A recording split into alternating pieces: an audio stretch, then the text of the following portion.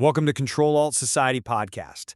Today, we're diving into something that I think pretty much shapes our online lives now, the great screenshot economy. You know, we're talking about grabbing those quick pictures of texts, DMs, tweets, even stories. These like fleeting digital moments that we freeze and they suddenly become, well, proof, social currency, the famous receipts. Yeah. And we definitely have to acknowledge how powerful those captures are. I mean, they function as our memory sometimes, right? They provide evidence. And yeah, they're often the main way we try to hold people accountable online, where everything just vanishes so fast. But there's a real tension there, isn't there? Relying on these frozen pixels. So the big question for us today, the core of the debate is this screenshot dominance mainly a good thing? Like a necessary force for digital accountability, for keeping things in check? Or as the fact that they're so easy to fake, plus all the anxiety about being watched, turned it mostly into something that just fuels, distrust and widespread paranoia? See, I land more on the side that the main effect here is actually corrosive. It erodes digital trust. The fact that you can whip up a fake screenshot so easily now, combined with that constant feeling that, any private chat could go public, that creates, I think, intense paranoia, not really stability. And I'm going to argue the opposite, essentially, that the screenshot economy, fundamentally, it enhances accountability, where we really need it. It's become this vital tool for like risk management, for self-defense online, and yeah, it creates a critical tether back to what actually happened, what was said in this incredibly fluid digital world. It's the kind of documentation you need when, frankly, trust just isn't enough anymore. That's an interesting way to put it, when trust isn't enough. But if you look at, the underlying idea, don't we rely on these receipts precisely because trust has already failed? If needing hard evidence is a sign that good faith is gone, then isn't the main function of this whole system just to make our digital interactions feel fragile, suspicious, rather than secure? I see that point, but let me offer maybe a different angle. These screenshots, they aren't just a substitute for trust. They're the actual evidence we use now to take really serious issues, like harassment or, misinformation, out of the realm of he said, she said, and into something verifiable, high-resolution proof even. This democratization of evidence, where suddenly anyone can be a whistleblower with just good timing and enough phone storage, that's inherently powerful, don't you think? It allows for what some call screenshot accountability. In politics, in workplaces, even influencer drama. Okay, but accountability at what cost? How can you base a system of oversight on something that creates so much paranoia? The source material we looked at is pretty clear. Every DM, every single group chat feels like a potential exhibit. And that forces us constantly to be careful, cautious, performative even. We self-edit every message, so the result isn't really truth, is it? It's self-censored performance. You just can't claim you're building robust social checks on a foundation where everyone's constantly watching their own back. Well, maybe, but even that self-editing, that caution, doesn't that function as a kind of social control in itself? If the very real possibility of being screenshotted and exposed makes people think twice about, say, sending abusive messages or engaging in shady dealings, then maybe the system is working as a necessary check, even if it feels uncomfortable. Think about the workplace context for a second. Screenshots are now a key strategy for, like managing risk for self-defense, these preventative receipts, the new CYA. That practical utility, being able to protect yourself, prove you were right when things go south, doesn't that justify the system, at least partly? That utility, though, leads us straight into the system's biggest contradiction, what you might call the reliability paradox. The very evidence you're relying on for that self-defense, for that accountability, it's fundamentally compromised. Why? Because it is incredibly easy to fake now. We're not just talking about basic photo editing anymore. AI tools can recreate entire message threads perfectly. There are literally websites designed just to generate fake DMs in seconds. So you have this trust crisis with a camera button. The proof needed for governance, for accountability, can be manufactured instantly. And that just destroys the integrity of genuine evidence, doesn't it? Okay, yeah. We absolutely have to grapple with that core tension. The difference between, let's say, genuine accountability and just performative behavior that's driven by the fear of getting caught.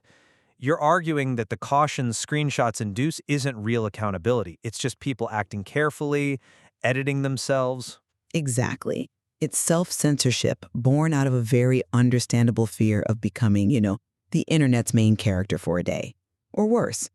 And that doesn't lead to people having more integrity. It just leads to less authentic, more sanitized public communication. People just take the real, maybe difficult conversations offline or onto more secure platforms.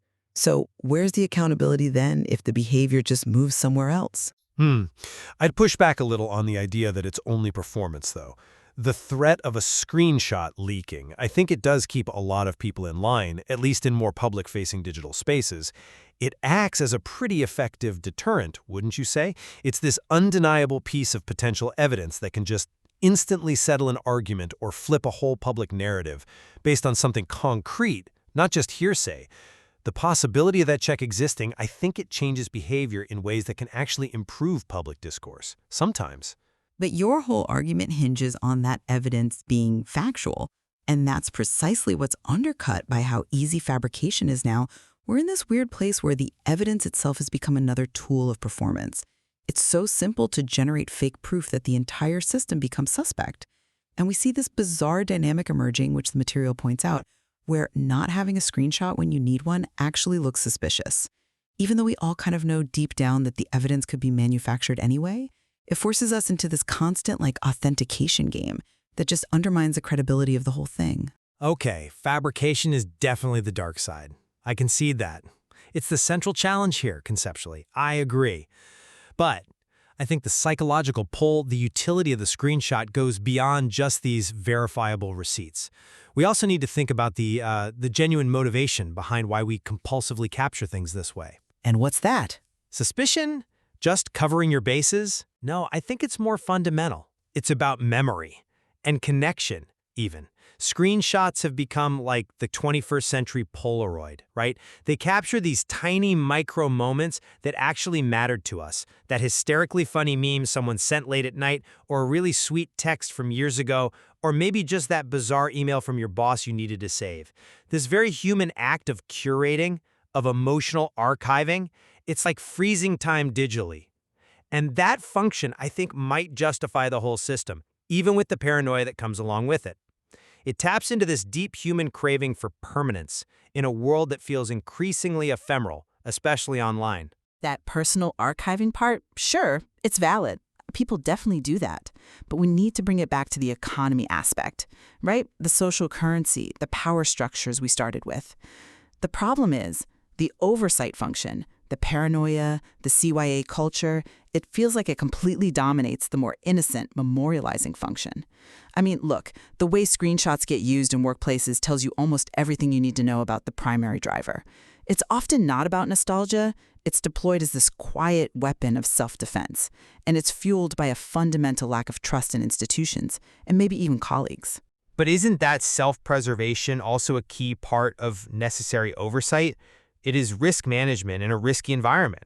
We screenshot precisely because digital interactions are often temporary, and we feel this need to hold on to the facts, to what was actually said or done. That human impulse to document, to archive. Maybe that's what makes the system somewhat resilient, even when faced with the threat of deepfakes or whatever comes next. It's an expression of wanting some control over our own story, over the facts that shake our digital lives. I'm just not fully convinced by that because it feels like you're kind of downplaying the structural crisis that easy fabrication creates by focusing on the emotional side, the personal memory archiving. To me, the screenshot is mainly used today because we simply don't trust platforms or maybe even each other to be consistently honest or reliable. It feels much more like an instrument of suspicion than connection fundamentally. And the price we pay for the mere possibility of accountability seems to be the certainty of widespread digital inauthenticity and anxiety. Okay, so to wrap up my position, I see the screenshot economy as, well, an inevitable adaptation. It's a necessary response to how fleeting digital life is, combined with this really basic human need for documentation. It serves a crucial function, maybe imperfect, sure, but crucial nonetheless, in accountability and self-defense. It gives us those digital breadcrumbs we seem to need. It really feels like memory is the new money in this context. And conversely, I'd maintain that our deep reliance on this kind of pixelated proof that's so easily faked, so easily weaponized, has landed us squarely in a structural trust crisis online.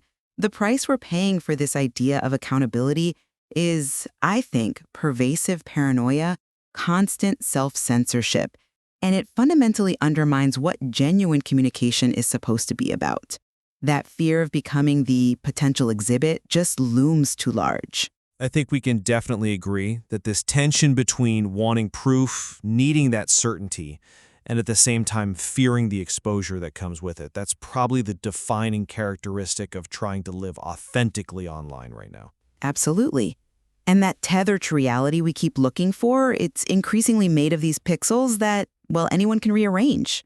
It forces us to constantly think about how this simple tool, the screenshot, simultaneously helps us remember our pasts and fuels this massive distrust in our present digital interactions. And I suppose the future will involve watching this ongoing screenshot arms race, right? Seeing how apps try to detect or block screenshots versus our relentless human drive to document everything. That'll surely shape the balance between privacy and proof going forward.